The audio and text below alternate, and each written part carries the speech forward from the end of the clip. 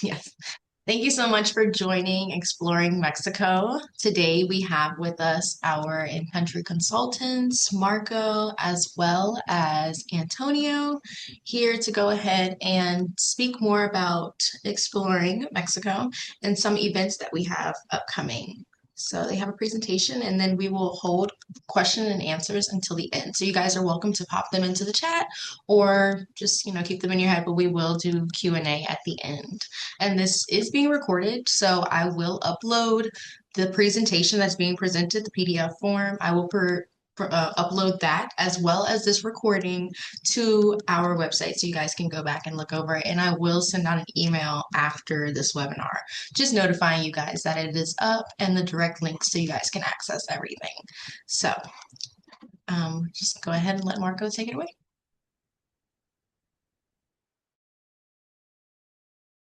You're on mute. I didn't learn that after I forgot after pandemic that you have to unmute yourself. Just give me a sec. Okay, here we go. So I hope you can see the screen. Yes, we can. Perfect. Good. So, hello everyone. My name is Marco Albarran. From the list, I've met many of you, so it's good to see that we have, repeating companies. The thing is that the webinar is similar to what you've seen in the past. Probably different fonts or different things, but doing in Mexico hasn't changed in years. There are some changes obviously in this market, but probably instead of doing the traditional 45-minute presentation and we have a couple of questions on what opportunities are there, probably I'll have it more as a discussion. And I'll keep opening, the mic for all of you to start asking questions and we can discuss opportunities for your companies particularly. I know that we have a Thornbush Whiskey, we've met. We have a Dolce Vita. We have, I saw you, Fernando, here, World of Chia. We have Lydia. So we have, we're among friends. So basically, the point of talking today, more than giving you a seminar on how to do business, which basically is something that you've seen before, and I know that some of you have taken this seminar before, is instead of going all the way again through this webinar, is try to probably, fill in the blanks based on your strategy and see what we can do to help. Basically, to make 2026 a good year for you in this market. But I'm going to start with this. Again, this is a model that we've used over and over. Actually, we have it registered because pretty much it has proved itself. And basically, what we need to get to do into this market is patience and commitment. Mexico, and that's something that is coming more common, is taken for granted. The perception of Mexico of what happened 5 years ago or 3 years ago or even a year ago has changed, just as many things have changed in this crazy world we live in. But basically, it's try to understand not only the general business culture in Mexico. We're going past of, Mexicans, they like to build relationships and it takes time and they answer by email, but it takes more time. But it's basically how things are right now and try to, measure the pulse on the market right now. So you can set priorities and then do all the rest. That is basically the commercial process that you do in any country. So basically, what we want to cover here is just to tell you the good, the bad, and the ugly. What is happening, what is going well, what is not going that well, and what is really a hurdle and will continue being a hurdle. Something that we found is that these webinars are very positive, and basically we want to recruit you for events that we do with SOSTA. But basically, it's try to take those constants in the market that we need to tackle and we need to understand better so you can move past the great meeting that you had on a trade mission or the first good email that you got or the lack of response afterwards. So basically, again, that's why I want to get your comments. And again, I'll start probably calling names so we can start talking, probably Thornbush or probably World of Chia. I'll ask you in a bit. But basically, I'm just going ahead of myself and just explain you why we dare to give this presentation of the Mexican market. So basically, my name is Marco Albarran. Again, I've met some of you. I work for Emalinks. We're a go-to-market food and beverage consulting firm in Latin America. We've been doing business for 25 years now, well, 24 years and change. And we do these services, and they're combined for SOSTA and other clients, as you can see. We work with other regions. We work with other commodities and other markets. So that basically help us to see how things are in produce, but don't really affect on beverages. How things move in dairy, but they affect other industries, et cetera, et cetera. So we do market intelligence. We meet with importers and buyers. That's something that we are reinforcing, especially with some of the categories that we have here, especially dairy and beverages. We need to move past the generic buyer contact in Mexico and be more specific. So if we want to sell whiskey, we need to go with the whiskey importers instead of just going with the general beverage importers.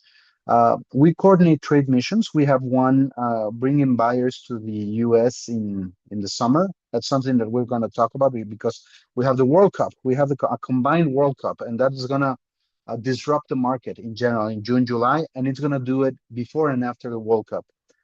We also manage consumer programs. We do promotional activities both with retailers and importers. That's something that you can work and you can use us if you are applying for Sustas programs with FundMatch and all the other programs.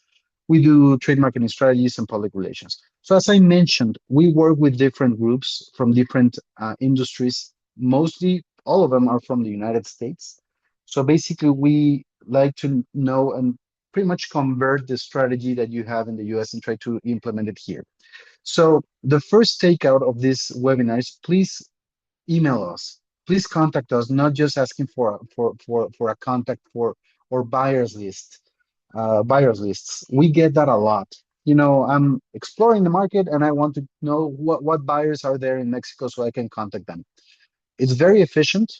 It may work in the US, but it doesn't work here. So we need to help you understanding and we need to understand better what's your strategy because at some point, and again, I want to refer to World of Chia. We've encountered many times, and we need to talk to you more and see how we can help you better. We need to know what context or what has happened after that, and also give us feedback. Because again, this market is a complex and it's a very mature market. But again, the first takeout is please contact us directly and let us know, basically, I've been doing these webinars, I've been going to these trade missions, and I'm getting limited response. Or I've been very successful, but I need to push the button and get more support.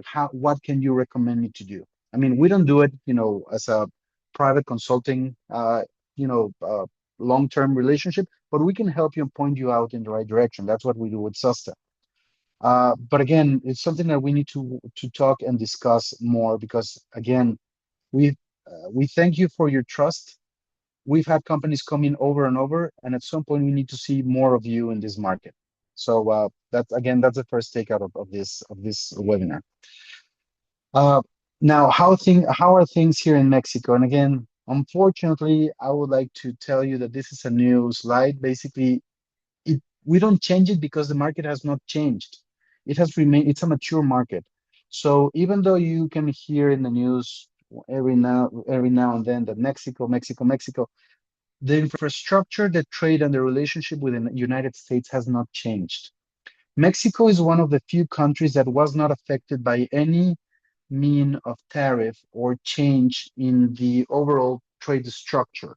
There are some specific items that actually have some tariffs, but it didn't affect. The policy in this market was in this country was not to retaliate with tariffs affecting the exporters. And again, there's always there's a plan or an idea behind this trade disputes and tariffs between one country and the other.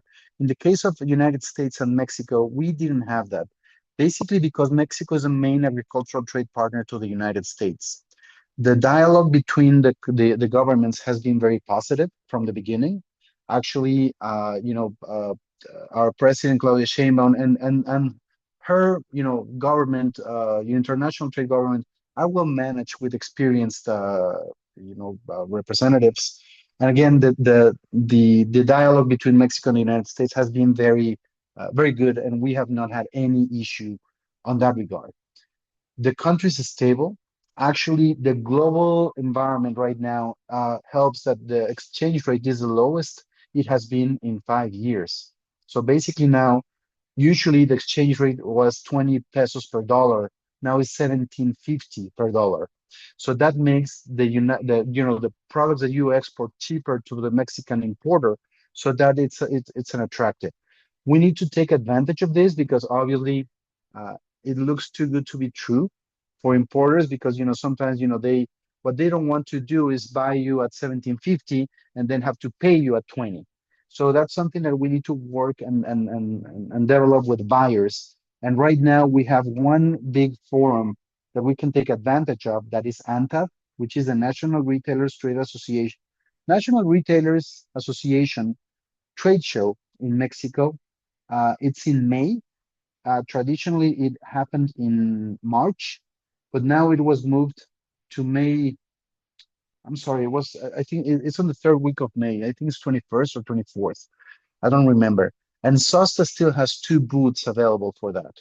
So what happens there is that you have a booth you can exhibit at the Sosta Pavilion, and we can help you. And basically, we're more active on getting buyers so you can meet them at the trade show. So that's something that you will get, and that is in 3 months from now. So that's something that you can take into account, especially with some of the companies that I see listed.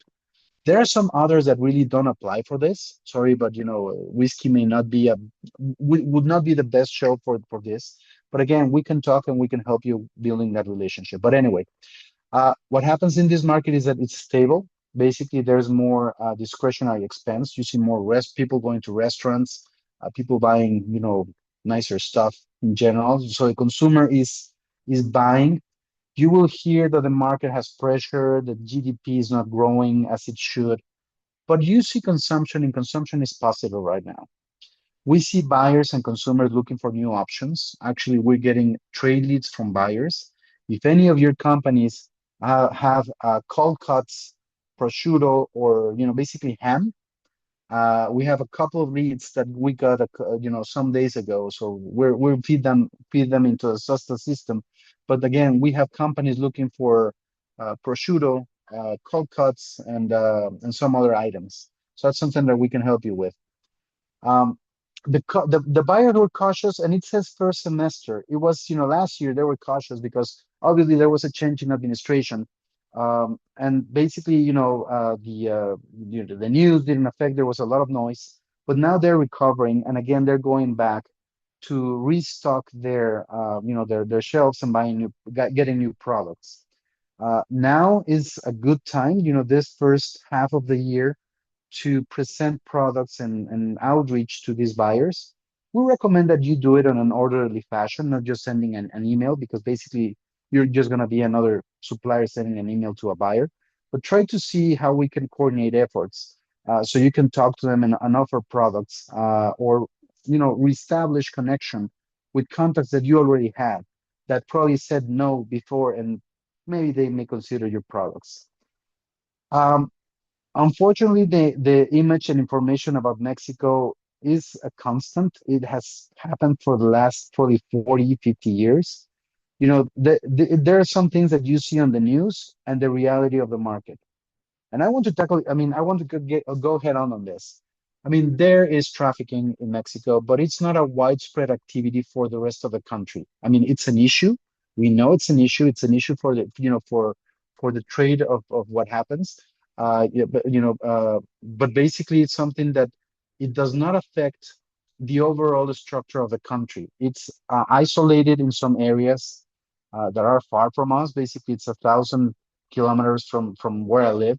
We don't see that day to day. And other than that, the 99.9% of Mexicans, we have a very good living. We are very eager for you to come and know our country. And it's a good economy. Basically, there's a reason why we're the main trade partner with the United States. We're exporting a lot of produce. We're exporting a lot of agricultural items. And again, the exchange and the economy here is a modern trade, but also it's a mature market. Now, obviously, not everything is nice. We have social differences in populations and regions. That is obviously, from a social standpoint, is not, ideal. But on the other side, it helps to create more clustered consumer regions or buckets. So the retailers are more concentrated. For instance, one of the things, we don't have any wine company, but Mexico went from 1 ounce of wine per inhabitant to 1 liter. So we tripled our consumption of wine. But when you see it as a statistic, it's not that every Mexican is drinking wine. It's that the consumer pockets in the main cities of the country are buying far more wine than they did before, and they're looking, for these options. This is a different market, but again, it talks to you that there are differences, but also there is a consumer segmentation that we can take advantage to have your products coming down here. Uh, some of you have faced this issue. Infrastructure may affect logistics. Shipping product is easy to Mexico, but it's not that easy, especially if you have lower volumes. We're working on a solution for that. And basically, I mean, we cannot sponsor any company, but we're trying to get 2 or 3 companies that we can talk and discuss and see that they can offer freight options for SASTA companies. But again, I want to be very clear. This is not endorsed by SASTA nor email links, but we want to offer you options. Uh, and obviously, there are regulations and its implementation with opportunity areas. There was a noise about labeling issues, labeling regulation changing in 2025. Fortunately, that didn't happen. But then, again, there was a lot of noise. We've been talking with some of our legal and regulatory consultants, and they told us that this year they don't expect any change in fiscal labeling or any trade, regulation that could affect, the products that you're shipping to Mexico. There are some, again, things that you have to consider. For instance, for alcoholic beverages, you have to include the special tax and what it takes to put the legal label on that. On dairy, you need the certifications, the regular certifications that you've done before, etc. So again, the market is stable, but again, it's a very mature market, and it takes more effort. But once you get in, obviously, it gets you a very good and steady share here. Now, what will happen in the short term in 2026? Well, basically, World Cup, uh, soccer World Cup, or I mean, for us Mexicans, football is soccer, and basically we have the World Cup. It's a shared World Cup between Mexico, United States, and Canada. And that will have a big impact on logistics, mainly on travel, travel to and from the United States, because the volume of people coming down to the World Cup is massive. It's something that we haven't had in a long time. I mean, I know Atlanta had the Olympics in 1996. I don't know what other major event, but some of you may have heard the news that the final of some American soccer cup happened in Miami, and it was a mess. So imagine that ten times fold. Soccer is the most popular game in the world. So basically, there will be a lot of traffic of people. We see that in Mexico. When I say that there's impact on logistics, I traveled to Mexico City 2 days ago, and they're arranging the whole airport. They're fixing it. They're modernizing it, but basically that causes a lot of problems. And the main cities that we work on, Mexico City, Guadalajara, and Monterrey, are getting, the airports are getting renewed, roads are getting renewed.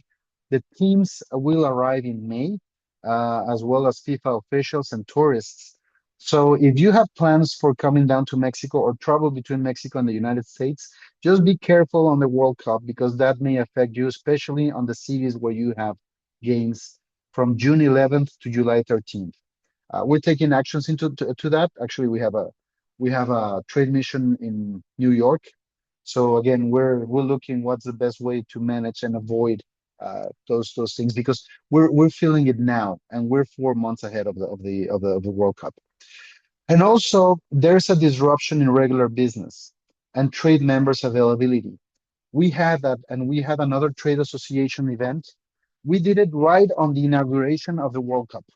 We did a food service trade mission to Cancun the day of the inauguration of the World Cup. We had 53 meetings confirmed, and we only had 4 people showing up. And it's not because they love soccer. I mean, Mexico, I mean, we like it a lot. Um, but basically, it's not, again, it's not about soccer, is that they are busy as well. They're trying to sell their products. Retail is going to have they're going to have lots of promotions during the World Cup. So again, just be mindful of that gap between, I would say, May, June, even July. And one thing that we need to be careful if you're considering ANTAD is that we need to talk, because ANTAD is 2 weeks before the World Cup starts. So there is logistics, samples, and things that we need to take care of before that. So again, basically, we need to take care of that. And again, I don't want to stress. I need to stress it because we had that before. The other thing is that this is something that we see and we have seen in the last couple of months. The global environment is affecting confidence in long-term stability. And this is more an emotional trait that we see. We see the buyers are more, I would say, aggressive, and in general, we see a more aggressive environment. So just be careful with that. And I have to say, we see that also from the United States. Again, people are jumpy. We don't know what it is. It's not something that we have a backup on, but it's something that we have identified in the last 3 or 4 weeks. So just be careful on that. Just make a check on how you're feeling today. But also, the tone on communications is changing a bit. We think is again it's temporary, but just be careful. And again, if you hear a reaction, just don't react on the reaction. But yeah, it's something that we think is temporary, just until things set up more. Uh, Again, nothing that we can manage, but something that we've seen. And as I said before, exchange rate is better than ever, so we need to take advantage of that. You can monitor it. There is a website called Oanda, OANDA, and basically, that's where we can work on and see how things are moving, and basically how things happen.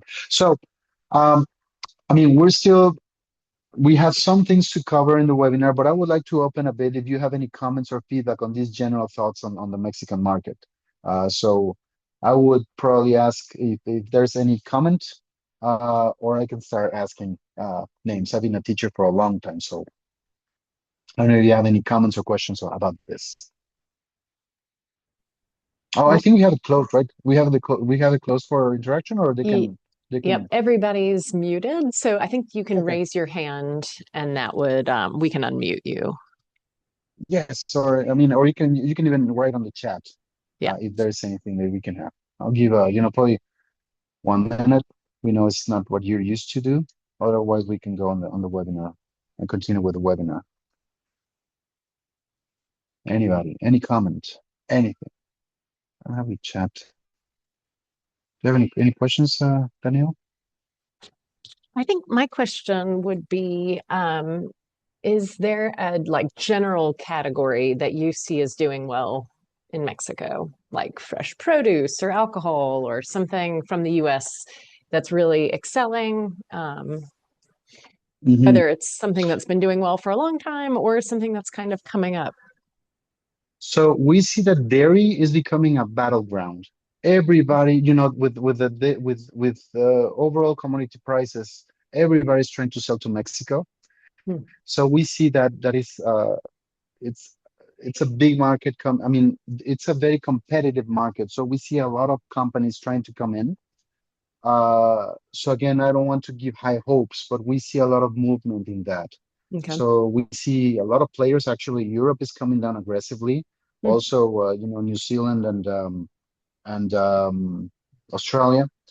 We see a lot of movement from what's the state?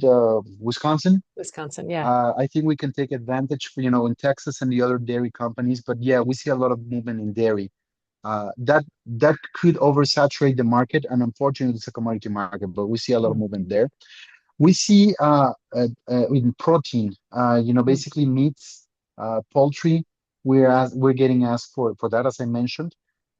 Frozen products, frozen prepared meals. That's something that we have been asked about. Hmm. Um, the consumer, and we've been saying this for 20 years. The consumer, they don't have time to cook, and they want to have prepared options, and we're getting that. So they want higher. ready to finish meals. I don't know if that's the term, but basically they want the barbecue, barbecue ribs, pre-cooked barbecue ribs, so they can just add their barbecue sauce. Yeah. There are others that are harder to work on. Barbecue sauces, for instance, is very hard for U.S. companies to get here. There may be a niche market for that, but that's harder because basically we have cookers in Mexico doing them, and it's cheaper to manufacture. Um, what I said before, whiskey, and I think I mentioned that to you in the trade mission.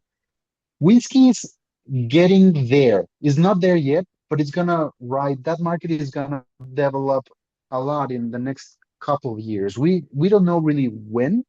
That's why I Mm. mentioned we're working on getting these buyers because Jim Beam, Jack Daniels, and the big ones, Buffalo Trace, they're investing heavily in this market and they're Mm. growing the category. So we want to let them do their thing, and Sure. then we can come in with our whiskeys and our rye and our bourbons once the market is developed. It was funny because my 18-year-old, it's legal to drink in Mexico when you're 18. So he turned 18 a month Mm. ago. We have been drinking before. Uh, Sorry, but basically it was strange to see that his first drink was a Jim Beam. So basically, the Oh, younger generations are yeah. looking for these type of products. Mm. Um, there are some, yogurt, basically, shelf-stable yogurt or those, swirl things. We see them, but we need to identify more the category. That's why I'm asking if you have a strategy, help us help you develop that opportunity because Mhm. at some point we get one company only that sells, soft serve ice cream. It's very hard for us to follow up on that, but if we partner with you, we can help you getting that. So um, I think those are the ones that I see the most right now. Okay. So do we have any other comment or question? I don't think we have.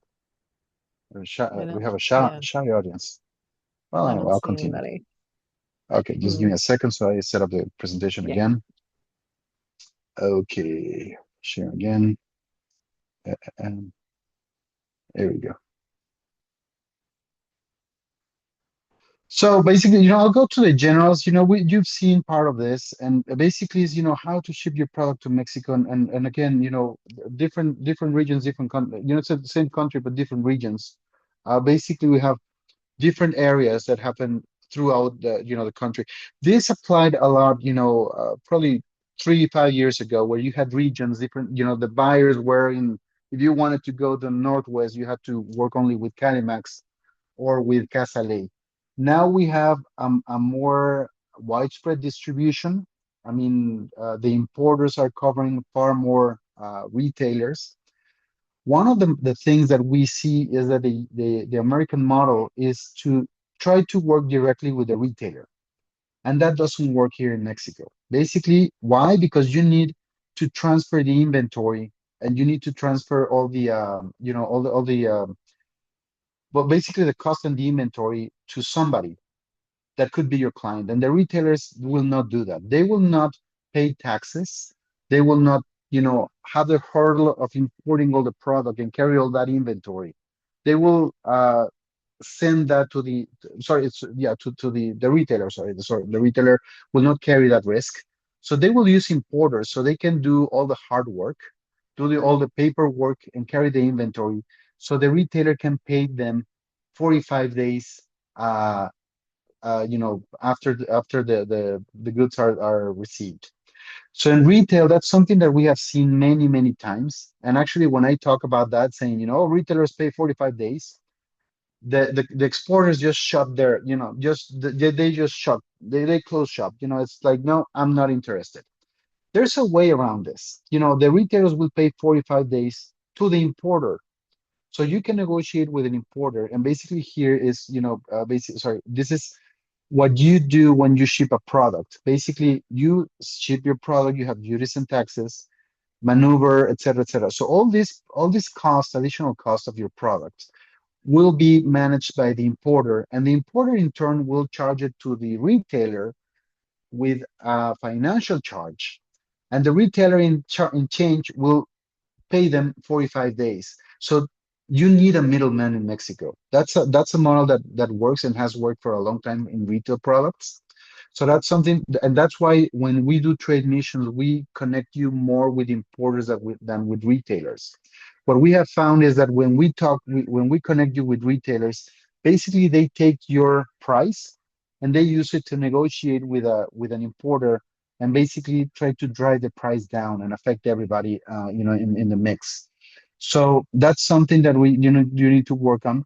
And also what we want to help you with is understand the cost on how much your product will be here in Mexico.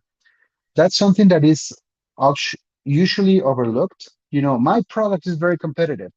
My barbecue sauce is only $3 per bottle retail in the United States. Yes, but it has to be shipped to Mexico. You have to pay duties and tariffs. You have to pay Mexican tax, and then your $3 will turn into six for retail.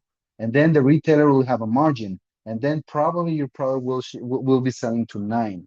So that's something that you need to consider when you come here. And again, use us. I have this product. Can you tell me what's the average price in retail for a similar product? And then we can tell you. Basically, if you're in the market, I mean, you have an opportunity or you have to work on your export strategy so you can define the price for accessing this market. It's not just selling the product, relying only on the quality and the value of the product. We need to do a commercial analysis. And I have to say, this is the biggest challenge that exporters face in Mexico. They don't have these numbers. So we can, again, if you want to do this exercise, we can help you. We can set up a consultation. Actually, SASTA has set up free consultations with us, and we can help you build this model so you can have an idea on how much your product would sell for and define if this market is the right fit for you, or if you want to explore or something else, or what else do you need to get this market. And this applies for any other exports market that you would have in your site. This is the commercial part, but obviously there's as I said, the regulatory part. Uh, there are documents, and the benefit in Mexico is that they're not hard to get uh, if you're exporting. Basically, commercial invoice, everybody has that. Certificate of origin, phytosanitary, soil sanitary, and analysis certificate. Actually, Mexico and the United States have one of the most standardized import-export operations. But you need to take care of this. Basically, as you know, the commercial documents is your birth certificate. Importing documents, think of it as your passport, and the freight documentation is your plane ticket. So you need all three to get your products to Mexico. And again, understand them so you can have them and have a customs agent work with you in advance. Well, the customs agents should be your clients, but you need to be aware of that. Again, you need to pay more attention when exporting your product. It's not a fire and forget market. You need to see how it's doing and see how much your product is selling so you can have a strategy and a cost structure for your products here. Again, I don't want to bore you with this because some of you have seen it before.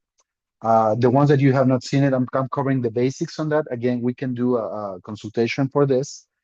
And we need to help you building a relationship. And we've seen people spending Christmas together after doing a deal. I mean, we've seen it a lot of times. I went hunting with my Mexican client. That's fine. But we need to start at some point. And basically, with the trade missions, what we do is that we give you a reference on who you're meeting. This, I mean, again, we can send you some contacts, but believe me, they don't work.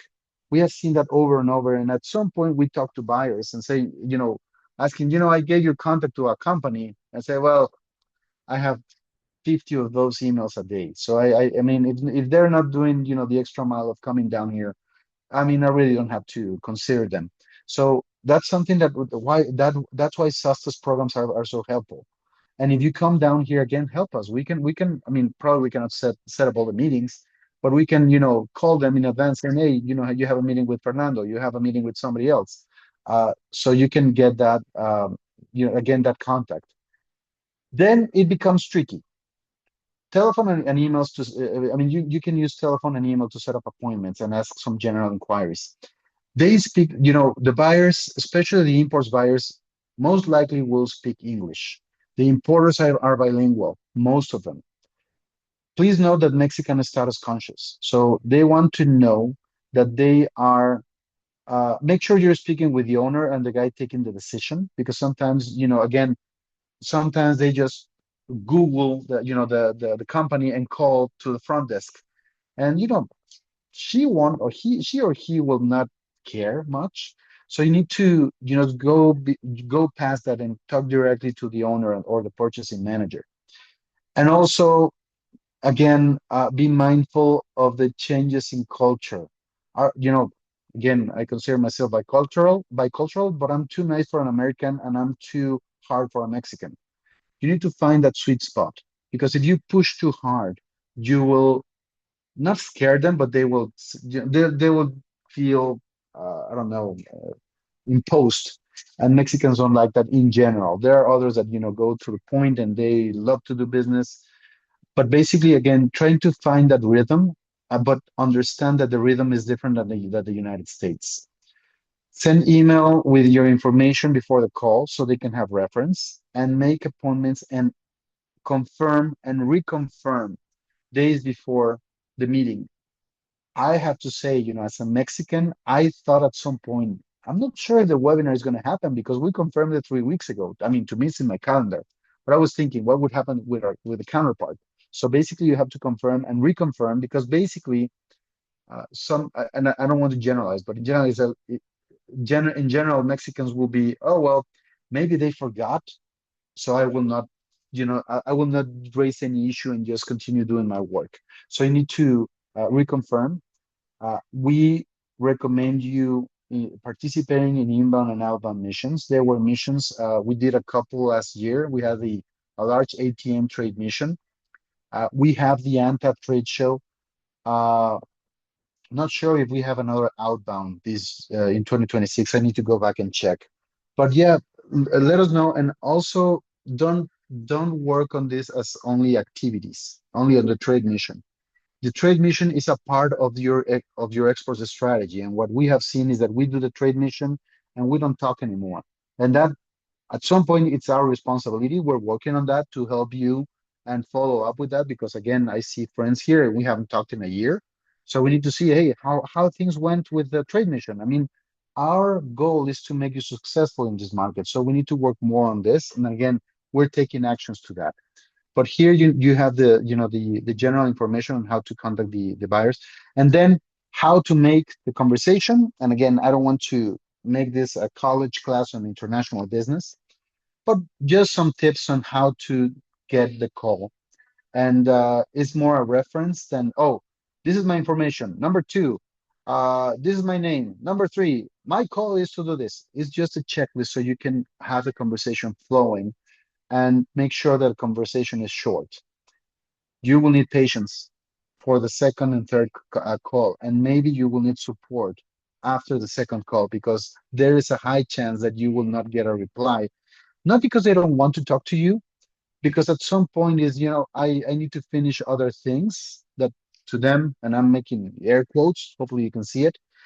But basically, we need to help you, getting them back to the court, back to the game.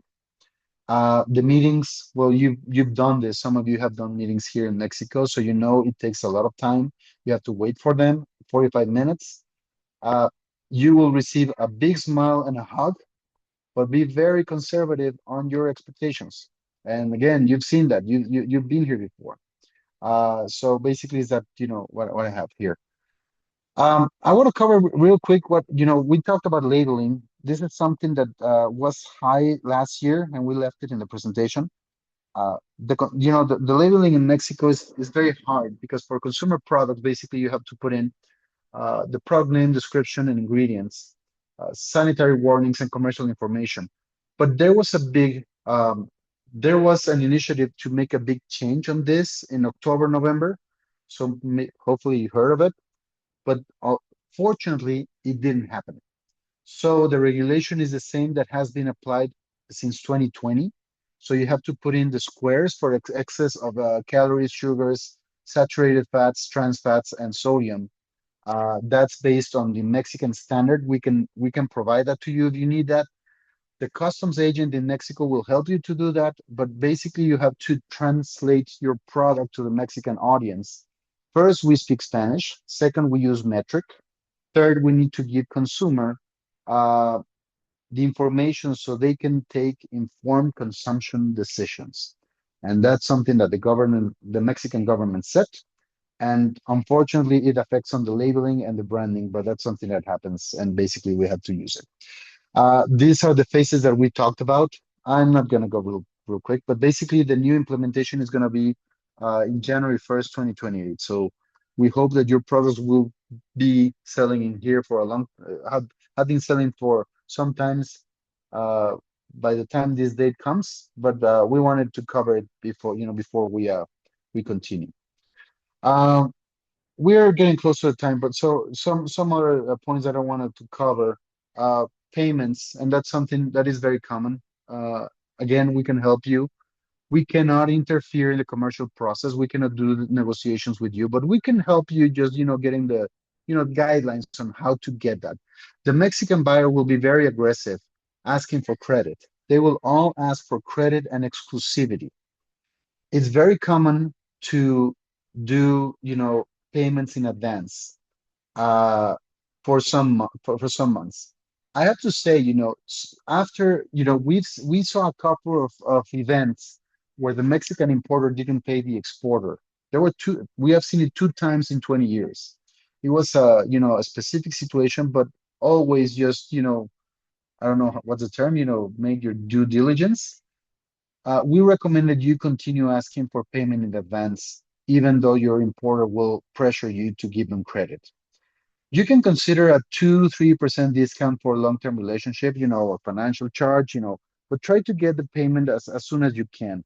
Because the thing is that our commercial codes do not correspond, and we want you to get paid. I mean, we would love to have your product shipped here to Mexico, but if we don't basically get you paid, then we're in trouble. So basically, this is common. Get paid in advance.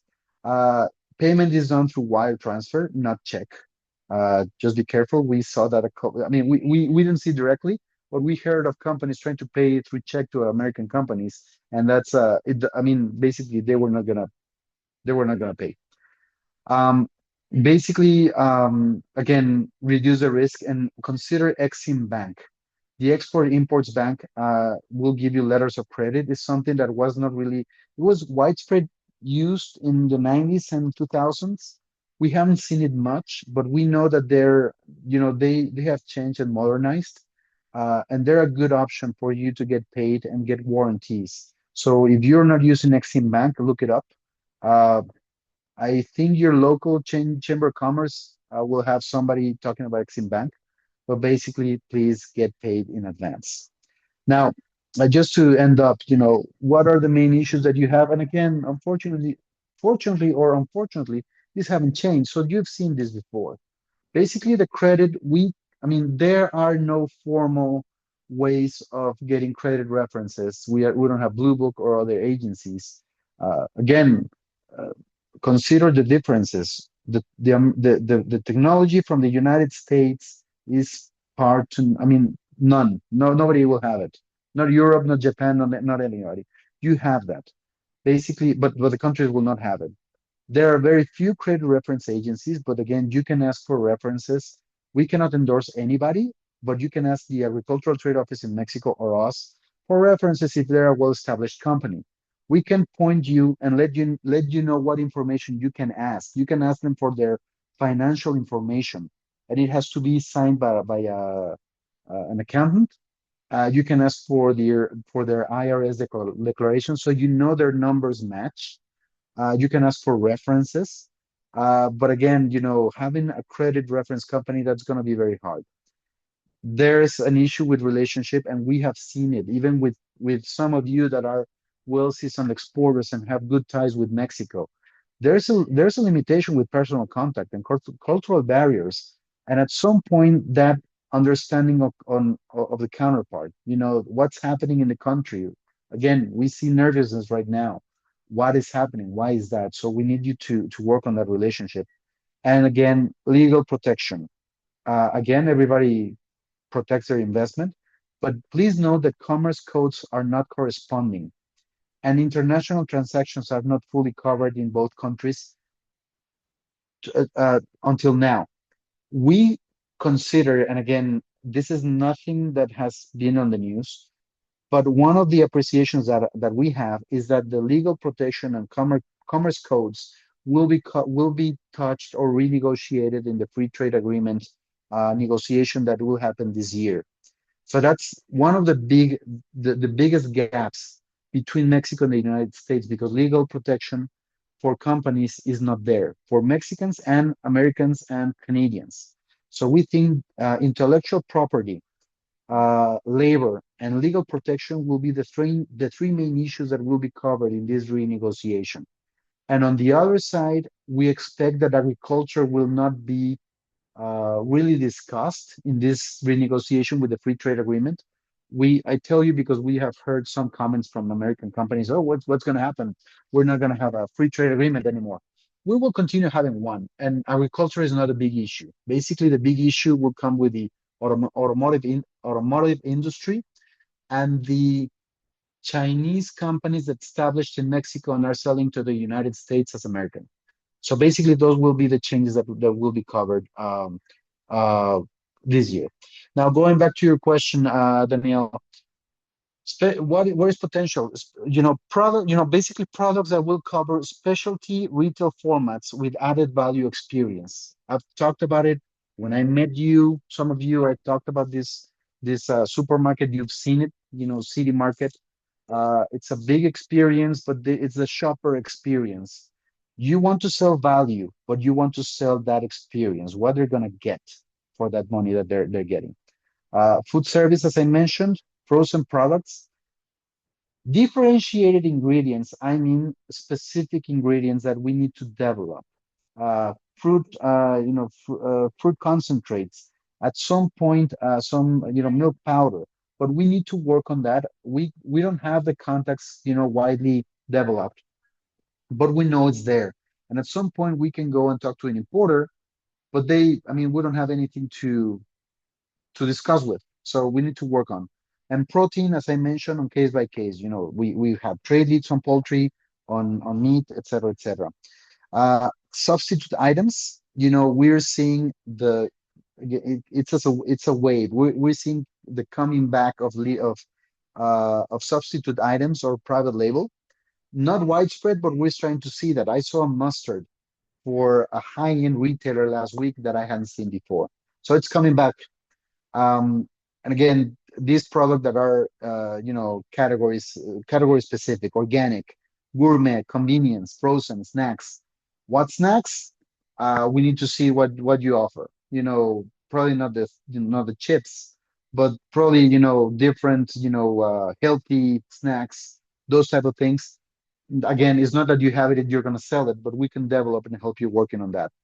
And differentiated products with logic supply chain from the United States. That is, dairy from Texas could help.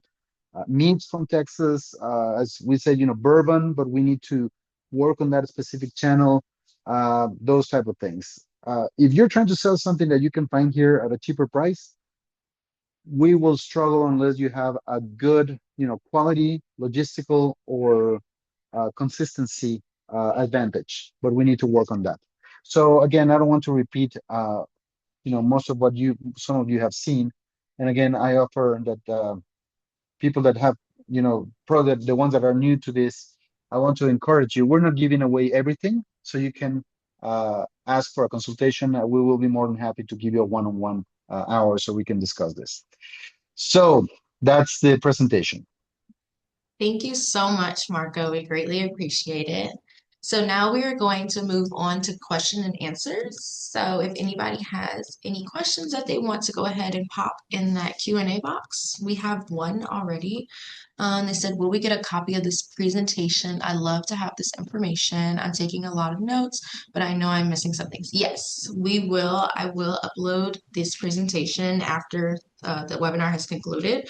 I will upload it and you guys will have access to it as well as the recording of this webinar. So the entire recording will be posted online and I will send out an email later today, letting you guys know that everything has been posted and the direct links to get to everything, as well as the in-country consultations. So I'm going to go ahead and send that link over as well. No problem at all. Any other questions?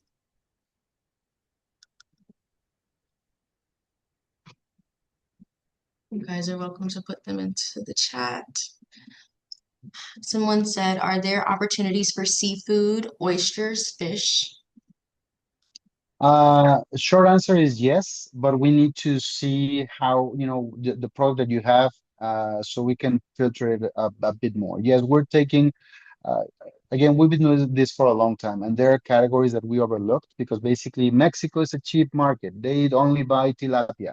We see that we see more varieties of products coming down here, but we need to work with you and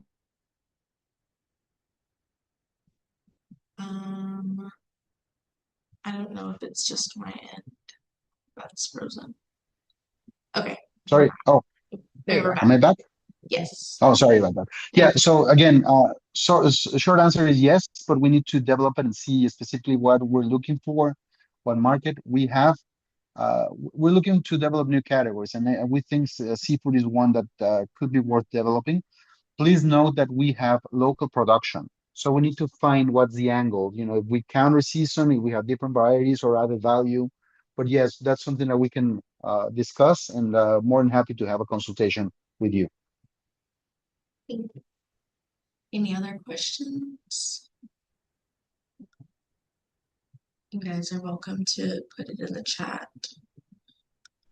Just reminding everyone that we have the registration for Expo Ontad is open. I will also attach the link for that and more information on that event in the email that I send to you guys later on today. But we just have 2 booths left. It is going to be May 19th through the 21st. Registration closes February 18th. So it's not far away, but we have 2 booths left.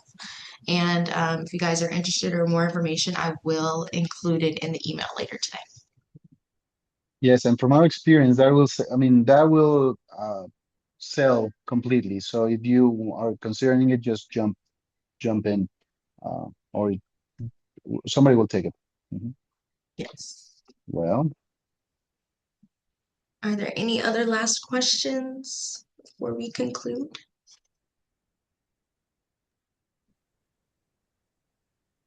Danielle, is there anything you want to add or mention? Yeah, no, I think you all covered it.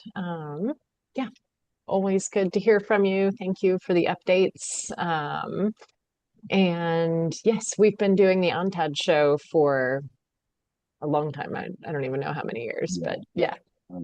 before our time, yes. Yeah, absolutely. So if Mexico is a market you're interested in, it's probably the trade show in Mexico to do. So we look forward to seeing some of you there.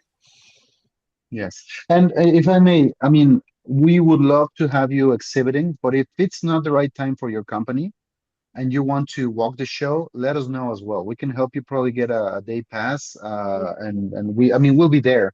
So at some point you can see the dynamic, meet with some importers. Again, we cannot guarantee we cannot guarantee meetings in general, but at least you can have a feel of the show, and it'll be a lower entry cost for you, and then you can consider the show. But by all means. Yep.